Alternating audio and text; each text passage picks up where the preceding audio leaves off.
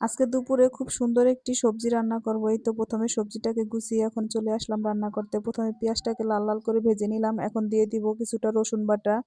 রসুন বাটাটা ভাজা হয়ে গেলে এখন চিংড়ি মাছ দিয়ে কিছুক্ষণ নেড়ে চেড়ে এখন দিয়ে দিব গুঁড়া মশলা, হলুদ গুঁড়া, মরিচের গুঁড়া, ধনিয়ার গুঁড়া আর স্বাদ মতো লবণ। এখন ভালোভাবে মশলাটাকে কষিয়ে নিব।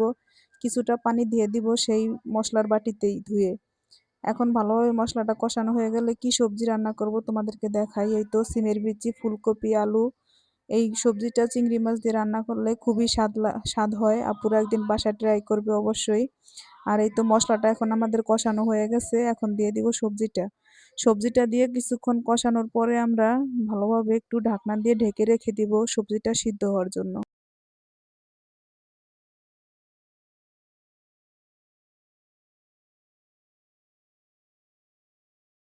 এখন আমাদের সবজিটা খুব সুন্দর সিদ্ধ হয়ে গেছে। এখন দিয়ে দিব কিছুটা পানি ঝোলের জন্য। এই তো। আর এখন আমাদের সবজিটা পারফেক্ট ভাবে হয়ে গেছে। এখন দিয়ে দিব ধনিয়া পাতা।